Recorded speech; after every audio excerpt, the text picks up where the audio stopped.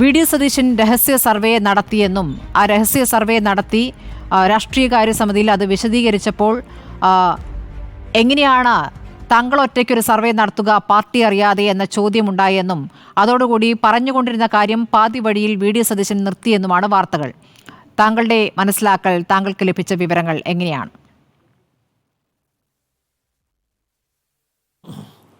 ഞാനിതിനെപ്പറ്റി എൻ്റേതായ രീതിയിൽ അന്വേഷിച്ചു. അപ്പോൾ ഈ പൊളിറ്റിക്കൽ അഫയേഴ്സ് കമ്മിറ്റി ചേരുന്നതിന് മുമ്പായിട്ട്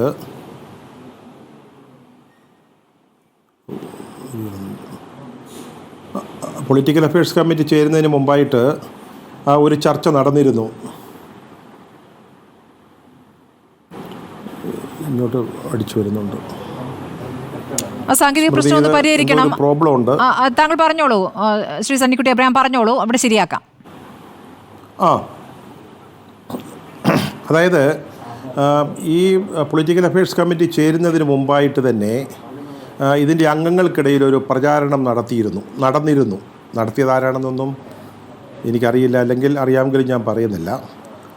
അതായത് സതീശൻ ഇത്തരത്തിലൊരു രഹസ്യ സർവേ നടത്തിയിട്ടുണ്ട്. AICCയുടെ അനുമതിയോ അല്ലെങ്കിൽ അംഗീകാരമോ കൂടാതെ ഇങ്ങനൊരു സർവേ നടത്തി എന്നൊരു ചർച്ച അല്ലെങ്കിൽ അങ്ങനെ ഒരു പ്രചാരണം ഈ കമ്മിറ്റി ചേരുന്നതിന് മുമ്പ് തന്നെ ഉണ്ടായിരുന്നു. അപ്പോൾ അതിനുശേഷം ഒരു കൺക്ലൂഡിങ് സ്പീച്ച് എന്ന് പറയുന്നത് സതീശൻ്റെ ആയിരുന്നു. അപ്പോൾ സതീശന് അവസാനമായിട്ട് സംസാരിക്കുമ്പോൾ അദ്ദേഹം പറഞ്ഞു, നമുക്ക് ഇത്തവണ വിജയം നമുക്ക് ഉറപ്പാക്കേണ്ടിയിരിക്കുന്നു. അതിന് നമുക്ക് എൻ്റെ മനസ്സിലുള്ള ഒരു ആശയം അല്ലെങ്കിൽ ഐഡിയ അല്ലെങ്കിൽ എനിക്ക് തോന്നിയ ഒരു വഴി അല്ലെങ്കിൽ രീതി ഇതാണ്. അപ്പോൾ അത് 63 കൃത്യമായിട്ടൊന്നും അദ്ദേഹം പറഞ്ഞിട്ടില്ലെന്നാണ് ഞാൻ അതിൽ പങ്കെടുത്ത ആളുകളിൽ നിന്ന് മനസ്സിലാക്കിയത്. 60-65 സീറ്റുകളിൽ ഇപ്പോഴത്തെ 21 കൂടാതെ ഒരു 60-61 സീറ്റുകളിൽ നമ്മൾ പ്രത്യേകം ശ്രദ്ധ കേന്ദ്രീകരിച്ച് പ്രവർത്തിക്കുകയാണെങ്കിൽ അതിന് അദ്ദേഹം പറഞ്ഞത് ഒരു നിയോജക മണ്ഡലത്തിൽ ഒരു സംസ്ഥാന നേതാവ്, അത് കൂടാതെ പിന്നീട് മണ്ഡലങ്ങളിലേക്ക് ഒരു മണ്ഡലം എന്ന് പറയുമ്പോൾ അവിടുത്തെ പഞ്ചായത്ത് കമ്മിറ്റിയാണ് ഉദ്ദേശിക്കുന്നത്, അവിടെ ഒരു നേതാവ്, അങ്ങനെ ഒരു സംസ്ഥാന നേതാവിൻ്റെ നേതൃത്വത്തിൽ ഒരു 10-12 പേരടങ്ങുന്ന ടീം അതാത് മണ്ഡലങ്ങളിൽ താമസിച്ച് പ്രവർത്തിക്കണം. താമസിച്ചെന്ന് പറഞ്ഞാൽ ഈ തെരഞ്ഞെടുപ്പ് കഴിയുന്നവരെ താമസിക്കുന്നു അല്ലെങ്കിൽ അതെനിക്കറിഞ്ഞുകൂടാ. പക്ഷേ അവിടെ താമസിച്ച് അവർക്ക് ആദ്യമായിട്ട് ചില പ്രൈമറി ഡ്യൂട്ടീസ് നൽകണം. ഒന്നാമത്തെ കാര്യം ബൂത്ത് കമ്മിറ്റികൾ ഇല്ലാത്തടത്ത് ഉണ്ടാക്കുക, അതുപോലെ തന്നെ വോട്ടർമാരെ ചേർക്കുക, അങ്ങനെ കുറേ ടാസ്ക് ഏൽപ്പിച്ചു കൊടുത്ത് പ്രവർത്തിക്കണം. അങ്ങനെ ഒരു ശ്രദ്ധ കേന്ദ്രീകരിക്കൽ ഒരു സെലക്റ്റഡ് ആയിട്ടുള്ള 60-65 സീറ്റുകളിൽ ഉണ്ടാവുകയാണെങ്കിൽ ആ പ്രവർത്തന രീതിയിലൂടെ നമുക്കൊരു സമഗ്രമായ ഒരു പ്രവർത്തനത്തിലൂടെ നമുക്ക് വിജയിക്കാൻ കഴിയും. അദ്ദേഹം പറഞ്ഞത് തൃക്കാക്കരയിലും പിന്നീട് പുതുപ്പള്ളിയിലും അതിനുശേഷം പാലക്കാടും ഏതാണ്ട് ഇതേ രീതിയാണ് നമ്മൾ ഉപയോഗിച്ചത്. തൃക്കാക്കരയിൽ വേണ്ടത്ര ഇതേപോലെ ഒരു പൂർണ്ണ തോതിൽ പറ്റിയില്ല. പുതുപ്പള്ളി ആയപ്പോഴേ കുറേ കൂടെ നല്ല രീതിയിൽ ചെയ്യാൻ പറ്റി.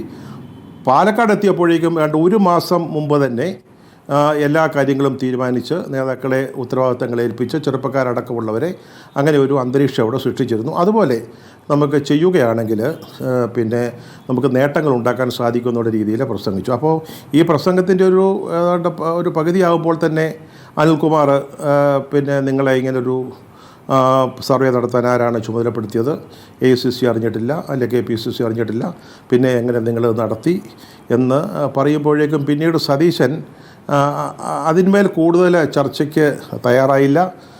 വിശദീകരിക്കാൻ നേതാക്കൾ ആവശ്യപ്പെട്ടിട്ടും അദ്ദേഹം തയ്യാറായില്ല. അങ്ങനെ ഐക്യം എന്ന ലക്ഷ്യത്തോടു കൂടി, അതായത് തിരഞ്ഞെടുപ്പിന് മുമ്പായിട്ട് നേതാക്കൾക്കിടയിലെങ്കിലും ഐക്യം ഉണ്ടാക്കണമെന്ന ലക്ഷ്യത്തോടു കൂടി ആഗ്രഹിച്ച് ആരംഭിച്ച അല്ലെങ്കിൽ നടത്തിയ ഈ പൊളിറ്റിക്കൽ അഫയേഴ്സ് കമ്മിറ്റി ഒരു ലക്ഷ്യം സാധിക്കാതെ പിരിയുകയാണ് ഉണ്ടായത്. അല്ലാതെ വാസ്തവത്തിൽ ഞാൻ മനസ്സിലാക്കുന്നതാണ്, അല്ലാതെ ഞാൻ ഇതിലാരുടെയെങ്കിലും പക്ഷം പിടിച്ചു പറയുന്നതല്ല. അങ്ങനെ ഒരു സർവേ നടത്തിയിട്ടില്ല എന്നുള്ളതാണ് വസ്തുത. പിന്നെ ഒരു സർവേ എന്ന് പറഞ്ഞാൽ ഒരു രഹസ്യ സർവേ, സ്മൃതി നമുക്കറിയാമല്ലോ, ഒരു 144 മണ്ഡലങ്ങളിൽ അല്ലെങ്കിൽ ഒരു 65 മണ്ഡലങ്ങൾ നോക്കിയാൽ അതിലെങ്കിലും വളരെ വിപുലമായ ഈ തോതിലുള്ളൊരു സർവേ നടത്തണമെങ്കിൽ എത്ര ലക്ഷം രൂപ ചിലവാകുമെന്നാണ് പറയുന്നത്.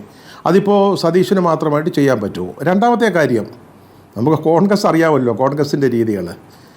കോൺഗ്രസ്സിലെ ആളുകൾ അറിയാതെ, നേതാക്കളോ പ്രവർത്തകരോ അറിയാതെ അല്ലെങ്കിൽ ഈ KPCCയുടെ നേതാക്കൾ, അല്ലെങ്കിൽ താഴോട്ടുള്ള മണ്ഡലം വരെയുള്ള നേതാക്കൾ അറിയാതെ ഒരു രഹസ്യ സർവേ ഇപ്പോൾ ആര് വിചാരിച്ചാൽ നടത്താൻ പറ്റുമോ? സതീശൻ വിചാരിച്ചാൽ, അല്ലെങ്കിൽ വേറൊരാൾ വിചാരിച്ചാൽ നടത്താൻ പറ്റില്ല. പക്ഷേ ഇത് സംഭവിച്ചിരിക്കുന്നത് നമ്മുടെ മുമ്പിൽ ധാരാളം ഡേറ്റാസ് ഉണ്ട്. സ്മൃതി, ഒരു കോൺഗ്രസ്സുകാർക്ക് ഇത്തരത്തിലുള്ളൊരു നിഗമനത്തിലെത്തുന്നതിന് കഴിഞ്ഞ 2 പാർലമെൻറ്റ് തെരഞ്ഞെടുപ്പിലെ ഡേറ്റാസ് ഉണ്ട്.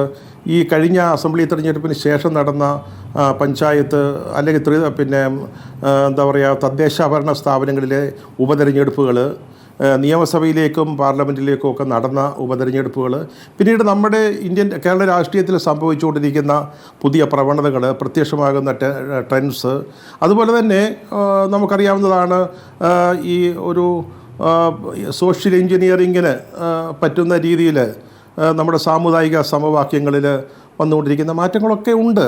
ഈ ഡേറ്റാസ് വെച്ചുകൊണ്ട് തന്നെ അല്പം കഠിനാധ്വാനം ചെയ്താൽ, അല്പം സമയം ചെലവഴിച്ചാൽ, അല്പം ബുദ്ധിയും വിവരമൊക്കെ ഉണ്ടെങ്കിൽ ആർക്കും ഇത്തരത്തിലുള്ള ഒരു നിഗമനങ്ങളിലേക്ക്, അല്ലെങ്കിൽ വിജയത്തിലേക്കുള്ള വഴികൾ, ആ വഴികൾ പൂർണ്ണമായിട്ട് ശരിയാകുമെന്നൊക്കെ രണ്ടാമത്തെ കാര്യം. ഇത്തരത്തിലുള്ള ഒരു നിഗമനങ്ങളിലെത്തുന്നതിനും അതിന് പ്രപ്പോസലായിട്ട്, അതാണ് സതീശൻ്റെ ചേർന്ന് നിൽക്കുന്ന ആളുകൾ പറയുന്നത്, ഒരു പ്രപ്പോസലായിട്ട് അവതരിപ്പിച്ചതാണ്. അതിലെന്താ തെറ്റെന്നുള്ളത് അതിലെന്താണ് തെറ്റ് എന്ന് ചോദിക്കുമ്പോൾ അതിൽ തെറ്റുണ്ട് എന്ന് പറയുന്നത് പാർട്ടിയിൽ തന്നെ ഒരു വിഭാഗമാണല്ലോ ശ്രീ സണ്ണിക്കുട്ടി എബ്രഹാം. അവിടെയാണ് പ്രശ്നം.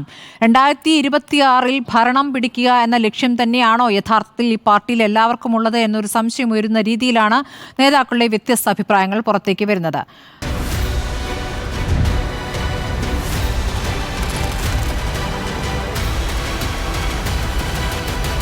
ഡിബേറ്റ് വിത്ത് സ്മൃതി പരുത്തിക്കാട്.